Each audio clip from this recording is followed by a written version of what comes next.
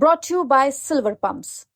Top quality और consistent performance के लिए सिर्फ सिल्वर पंप्स नाम याद रखना। किसी की नहीं चल रही, मुख्यमंत्री कह रहे मेरी नहीं चल रही, मंत्री कह रहे मेरी नहीं चल रही, एमएलए कह रहे हमारी नहीं चलती, तो पता नहीं चल किसकी रही सरकार में। अधिकारी सरकार चल रहे हैं, ब्यूरोक्रेट सरकार चल रहे हैं, मनमर्जी कर रहे हैं। किरोड़ी लाल जी की राजस्थान की राजनीति में अपनी भूमिका है, लेकिन भारतीय जनता पार्टी जिस तरीके से पहले उनको आगे करके वोट ले लिए और जो अन्याय उनके साथ कर रही है आप सब लोगों के सामने, अब ना वो घर के ना घाट के, ना बीजेपी उनको मान रही है, कांग्रेस में तो मानने का मतलब ही नहीं है। किरोड़ी लाल जी को सम्मान नहीं मिल रहा होगा भारतीय जनता पार्टी में, कहीं ना कहीं उनके कद के अनुरूप उनको मंत्रालय नहीं मिल रहा, कद के अनुरूप उनको जो बनाया जाना था वो नहीं बन पाए। पूर्व विधायक इदराज गुजर आदोसा पहुंचे हैं सर, बड़ा जिम्मेदारी मिली है आपको, पहली मीटिंग है, किस तरह के मुद्दे सामने आए? देखिए, प्रदेश कांग्रेस की तरफ से मुझे यहाँ इंचार्ज के रूप में दौसा जिले में भेजा है और हम सब लोग मिलकर के दौसा में जो कांग्रेस पार्टी पहले से ही मजबूत है उसको और मजबूत करने का काम करेंगे, संगठन का नवनिर्माण करने का काम करेंगे और हमारे कांग्रेस के संगठन को हम बूथ लेवल तक ले जाने का काम करेंगे। बूथ लेवल की बात कर रहे हैं, लेकिन किस तरह से देखते हैं कि कुछ चुनाव ऐसे हुए हैं, कितनी आप कह रहे हैं कि मजबूत है, लेकिन फिर भी कहाँ लगता है कहाँ और गुंजाइश है मेहनत करने की? देखिए, दौसा कांग्रेस का गढ़ रहा है। पार्लियामेंट में भी इस बार हम पूरे राजस्थान में ऐतिहासिक वोटों से जीत करके गए हैं और पूरे राजस्थान की सरकार जब दौसा में आके पड़ गई अभी इसमें बाई इलेक्शन में, उसके बावजूद भी हम दौसा का चुनाव जीते हैं। तो दौसा में कांग्रेस पार्टी स्वर्गीय पायलट साहब के टाइम से हमेशा मजबूत गढ़ रहा है दौसा कांग्रेस पार्टी का, आज भी मजबूत है। कुछ परिस्थितियां विधानसभा चुनाव में हो गई, लेकिन फिर दोबारा से आने वाले 2028 के चुनाव में हम पाँचों की पाँचों सीटें कांग्रेस पार्टी जीतेगी और इसी के लिए हम लोग मेहनत करेंगे।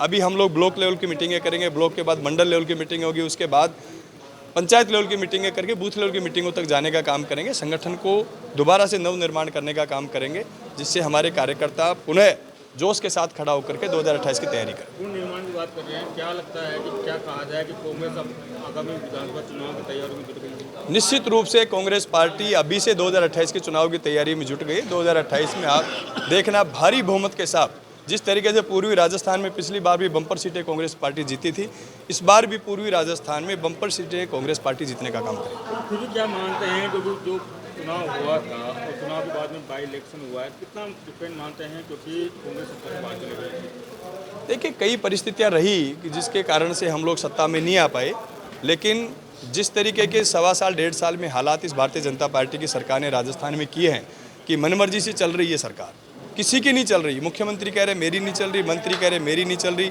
एमएलए कह रहे हमारी नहीं चलती, तो पता नहीं चल किसकी रही सरकार में। अधिकारी सरकार चल रहे हैं, ब्यूरोक्रेट सरकार चल रहे हैं, मनमर्जी कर रहे हैं और जहां जो जनप्रतिनिधि चल रही है वो जनता के साथ अन्याय करने का काम कर रहे हैं। देखिए, पंचायत राज परिसीमन में जिस तरीके से भेदभावपूर्ण तरीके से जातिगत टारगेट करते हुए जिस तरीके से लोग परिसीमन कर रहे हैं, इससे साफ होता है कि इनकी नीति और नीयत साफ नहीं है और आने वाले समय में जनता इस बात का इनको जवाब देगी। क्या कांग्रेस इस फॉर्मेट में काम करिए कि हमेशा कहा जाता है कि 5 साल में यहाँ का सिनेरियो चेंज होता था, एक बार बीजेपी एक बार कांग्रेस, तो क्या इसलिए कॉन्फिडेंस में है कांग्रेस? नहीं, कांग्रेस पार्टी इस भरोसे काम नहीं करी। कांग्रेस पार्टी अपने कार्यकर्ताओं की बदौलत 2028 का चुनाव जीतेगी। हमारा कार्यकर्ता गाँव में, ढाणी में, सब जगह मजबूत है और उनको दोबारा हम लोगों को सिर्फ मोटिवेशन की आवश्यकता है। किसी कारण से जब हमारा कार्यकर्ता डिमोरलाइज हो गया, उसको हमें मोटिवेशन देना है, उसको हमें रिचार्ज करना है।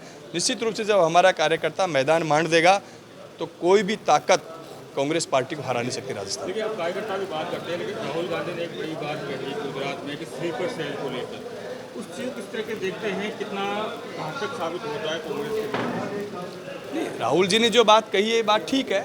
हर तरीके के लोग हर पार्टी में होते हैं और उनकी पहचान धीरे धीरे कांग्रेस पार्टी कर रही है। आने वाले समय में राहुल जी इस बात की छटनी भी करेंगे और आपको रिजल्ट भी देखने को मिलेगा। मैंने इसलिए कहा क्योंकि अशोक गहलोत पूर्व मुख्यमंत्री ने ये कहा कि 1.25 साल हो गया है बीजेपी को सत्ता में है, लेकिन कांग्रेस ने कोई बड़े मुद्दे या धरातल पर अब तक उतर नहीं पाई। नहीं, अभी देखो 1.25 साल से सरकार आई है, धीरे धीरे मुद्दे हमारे सामने हैं। मुद्दे जैसे जैसे आएंगे, कांग्रेस पार्टी अब इंदिरा गांधी जी को लेकर के सड़कों पर उतरी पार्टी और इनको वापस माफ़ी मांगने पर मजबूर किया, सदन इनका चलने नहीं दिया। सदन में मजबूती से हमारे नेता प्रतिपक्ष के टीकाराम जूली जी के नेतृत्व में हम लोग लड़ रहे हैं। सदन पे, सड़कों पे, दोनों जगह हम लोग लड़े। इस बात पे सरकार को बैकफुट पे आना पड़ा। पूर्वी राजस्थान कहा जाता है कि पायलट और देवलाल, किस तरीके से देवलाल ने कहा जाता है कि विपक्षी भूमिका के लिए निभाई थी, किस तरह के देखते हैं राजनीति किस तरह की 1.25 साल में चली है? देखिए, इसमें कोई शक नहीं, पूर्वी राजस्थान पायलट साहब का गढ़ है। पूर्वी राजस्थान के 36 कौम के लोगों का प्यार प्रेम उनको हमेशा मिला है, पहले भी मिला है, आज भी है, आगे भी रहेगा।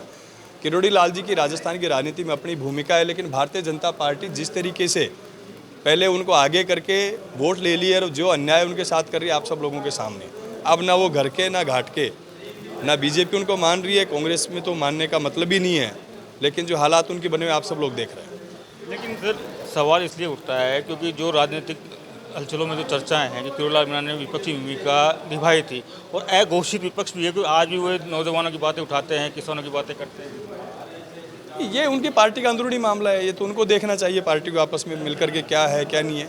किरोड़ी लाल जी को सम्मान नहीं मिल रहा होगा भारतीय जनता पार्टी में, कहीं ना कहीं उनके कद के अनुरूप उनको मंत्रालय नहीं मिल रहा, कद के अनुरूप उनको जो बनाया जाना था वो नहीं बन पाए, इस वजह से उनकी पार्टी की जो अंदरूनी फूट है वो आप सब लोगों के सामने है। लेकिन सर इस बीच में कुछ साल पहले की कहानियां भी आती है, जब सचिन पायलट जब सत्ता में थे तो किरोड़ी लाल मीणा बड़े चुटकारे लेते थे, अब सचिन पायलट किरोड़ी लाल मीणा के चटकारे लेते हैं। ये तो देखो दोनों ही बड़े नेता हैं, मैं इस बारे में कुछ ज़्यादा टिप्पणी नहीं करूँगा। एक मामला हो रहा है, समझौता को काफ़ी समय हो गया है, किस तरीके से देखते हैं, क्या सरकार अनदेखी कर रही है, क्या राजनीति हो रही है समझौता? नहीं, निश्चित रूप से गलत हुआ है, उस गांव की जनता के साथ गलत हुआ है। और ठीक है, चुनावी राजनीति है, छोटी मोटी बातें चलती भी रहती है, लेकिन जिस तरीके से पिछले कई महीनों से लगातार नरेश मीणा जेल में बंद हैं, गांव के लोगों के साथ जिस तरीके से अन्याय हुआ है, मैं मानता हूं कि सरकार को इस बात पर संज्ञान लेना चाहिए और एक न्यायिक जांच आयोग बैठाना चाहिए कि उन लोगों के साथ प्रशासन ने जो गलत किया है उन प्रशासनिक अधिकारियों के खिलाफ कार्रवाई होनी चाहिए। सचिन पायलट एक बार फिर कोटा के दौरे पर हैं 4 तारीख को, किस तरह की तैयारी रहेगी? देखिए, सचिन पायलट साहब के लिए दौसा उनका अपना परिवार है और इस परिवार में हमेशा उनका आना जाना लगा रहता है और परिवार के लोग हमेशा परिवार की तरह उनका स्वागत करते हैं, मान और सम्मान करते हैं।